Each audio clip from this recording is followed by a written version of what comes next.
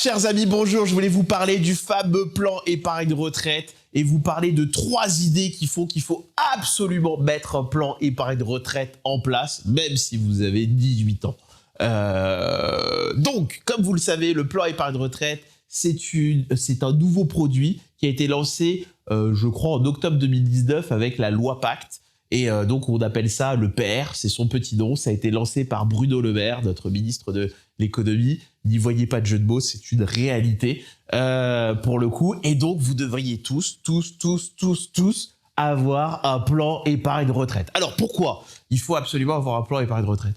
Parce que, déjà, si vous mettez 100 € de côté sur ce plan épargne retraite pendant toute votre carrière professionnelle, en fin de parcours, vous aurez mis de côté 150 000 €.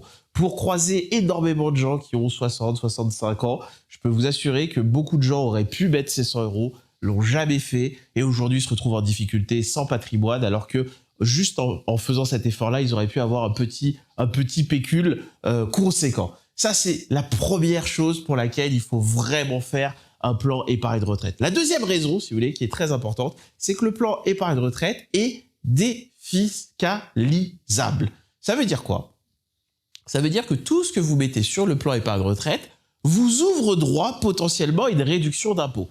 Alors, précisément, si on est précis, c'est pas une réduction d'impôt, d'ailleurs, c'est une déduction.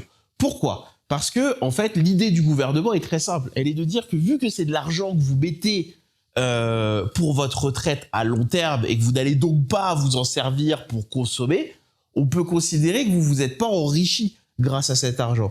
Donc l'idée de l'État est très simple, c'est de dire si vous avez 100 000 € de revenus et que vous décidez de mettre 10 000 € sur votre plan épargne retraite, et ben au lieu de vous taxer sur une base de 100 000 €, on va vous taxer sur une base de 90 000, tout simplement. Et si vous voulez, donc concrètement, ça vous permet d'avoir mécaniquement une réduction d'impôt. Pourquoi une réduction d'impôt? Je vous rappelle que les impôts sur le revenu fonctionnent avec ce qu'on appelle la tranche marginale d'imposition. Ça veut dire qu'en fonction de votre niveau de revenu, à chaque fois ensuite que vous allez gagner 1 000 € de plus, vous allez être imposé sur votre tranche marginale d'imposition. Ça veut dire que si vous êtes par exemple sur une tranche marginale d'imposition à 30% comme beaucoup de gens en France, si vous gagnez 1 000 € de plus, vous allez donc avoir 300 € de plus pour les impôts. Mais donc ça veut dire que si on retire de votre revenu 1 000 €, eh bien vous aurez 300 € de moins à payer. Donc je reviens à mon exemple des 100 000 € en admettant qu'on est sur un couple donc qui a une tranche marginale d'imposition à 30%. Ça veut dire que s'ils décident de mettre 10 000 € dans le plan épargne de retraite, ça veut dire donc qu'ils vont avoir 3 000 € d'impôts à payer en moins. Et concrètement, ça veut dire que finalement, ils ont mis sur le plan épargne de retraite 10 000 €, ça leur a coûté seulement 7 000, performance fiscale de 30% pour la première année, ce qui est tout bonnement exceptionnel. Donc après, bien sûr, ce qu'il faut avoir en tête, c'est qu'il faut quand même mettre cet argent pour avoir la réduction d'impôt, ce qui veut dire qu'il faut quand même avoir cet argent disponible. Et qu'on revient sur le raisonnement que je vous ai donné souvent, il ne faut pas forcément mettre tous ses avoirs dessus, surtout que, et c'est là où ça m'amène à la dernière idée sur le plan épargne retraite, normalement, le plan épargne retraite, comme son nom l'indique, c'est de l'argent qu'on place à très long terme. C'est de l'argent qui est bloqué. C'est de l'argent qu'on n'est pas censé pouvoir récupérer. Donc c'est pour ça que c'est important de regarder dans son budget et de se poser la question suivante. La première question, c'est de se dire, tous les mois, je suis capable de mettre combien de côté?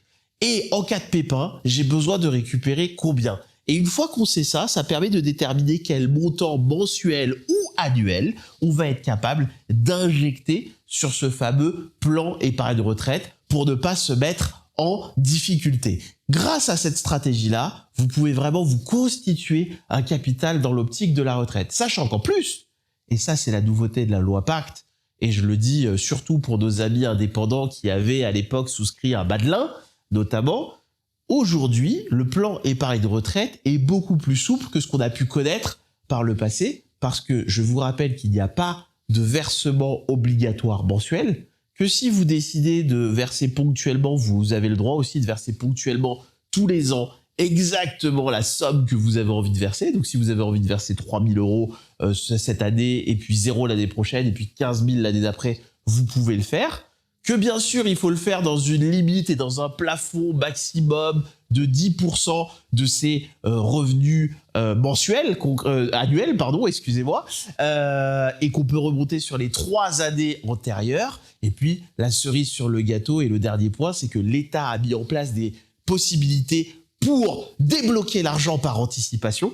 Et dans ces possibilités pour débloquer l'argent par anticipation, notamment, il y a l'achat de la résidence principale. C'est-à-dire que si demain, vous avez la possibilité d'acheter une résidence principale, vous avez le droit de récupérer votre capital qui est sur votre plan épargne retraite pour pouvoir vous payer ce fameux appartement ou cette maison. Et pourquoi l'État raisonne comme ça? Parce qu'on part du principe que si pour votre retraite, votre maison est payée, vous ne vous mettez pas en difficulté. Ce qu'il faut avoir en tête pour terminer par rapport au plan épargne retraite et sur le point qui est important, la dernière chose que j'ai envie de vous dire, c'est comme on raisonne sur une très longue durée, il faut surtout sur le plan épargne retraite ne pas avoir peur d'aller chercher des risques, d'aller chercher de l'endettement entre guillemets en allant chercher des valeurs assez pushy. On peut même à l'intérieur du plan épargne retraite être créatif en allant chercher des trackers et des ETF qui permettent d'aller chercher des performances généralement à 2 chiffres en allant notamment sur les marchés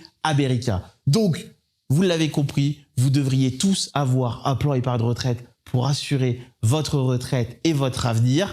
Et si vous avez besoin d'informations, de questions, comme d'habitude, sous la vidéo, vous trouvez un petit lien, vous contactez l'équipe, un entretien gratuit, sans engagement, qui vous permettra de tout savoir et de trouver toutes les infos et toutes les solutions.